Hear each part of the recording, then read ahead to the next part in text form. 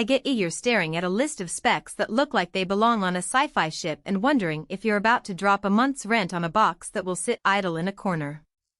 You don't want to waste money on the wrong rig, and you need to know whether this particular machine will actually fit into your gaming lifestyle, your workspace, and your budget. Link is in the description if you want to check the product details on Amazon. So let's talk about the Skytech Gaming Legacy 4 as if we were both trying to decide whether it's the right tool for the job, not just another flashing billboard.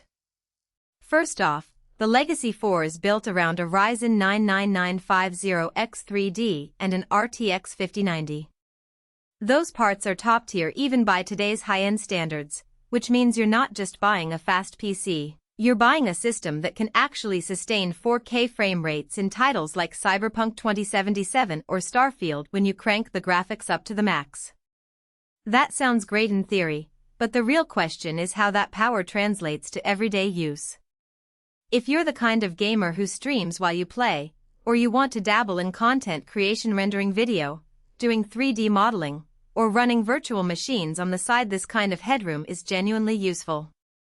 You won't have to worry about the GPU choking at 60 frames per second when you add a webcam overlay, and the 64 GB of DDR5 RAM means multitasking feels smooth, even with a handful of demanding apps open. On the flip side, if your gaming habit is mostly 1080p or you're happy with 1440p at high settings, you might be overpaying for horsepower you'll never fully exploit. The RTX 5090's 32 GB of VRAM is impressive, but most current games don't even come close to needing that much. In practice, you could probably downgrade to an RTX 4080 and still get excellent performance at the resolutions most people use. That's the hidden trade-off, a higher price tag for future-proofing that may not be necessary for the average player. Let's walk through a typical day with the Legacy 4. You pull the power cord out of the box, plug it into the 1200W gold-rated PSU, and the system boots into Windows 11 in a few seconds, no bloatware to wade through. The 4TB Gen 4 NVMe SSD is massive, so you can install several games, your operating system, and a library of creative software without worrying about space. I've seen users with similar setups keep a full library of AAA titles, a few video editing timelines, and still have room left for large media files. The built-in Wi-Fi 7 is a nice touch if you're not running a cable connection. Real-world tests show you can stream a 4K game while the game itself is rendering at 60 frames per second without dropping packets, assuming a decent router. Cooling is where the AIO liquid cooler really shines. The 420mm ARGB radiator sits at the front of the case, and under load, the kind of load you see when launching a new game while recording your screen, the temperatures stay in the low 70s Celsius for the CPU, which is a comfortable margin compared to air-cooled rigs that can creep into the mid-80s. The ARGB lighting is there if you want it, but you can also disable it via the BIOS if you prefer a more muted aesthetic.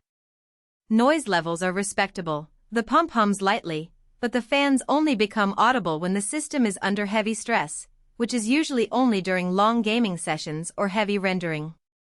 Now, who should buy this machine? If you're a competitive gamer who demands the highest frame rates, or a streamer who wants to run a high-quality broadcast while gaming at 4K, this system is a solid match. It also makes sense for creators who need massive RAM and storage for video editing, 3D rendering, or running virtual machines for development. The Wi-Fi 7 support removes the need for a separate network card if you're setting up a sleek, cable-free workstation. On the other hand, if you are a casual gamer who mostly plays indie titles or sticks to esports titles at 1080p, you could find a more cost-effective pre-built or even a custom build that meets your needs.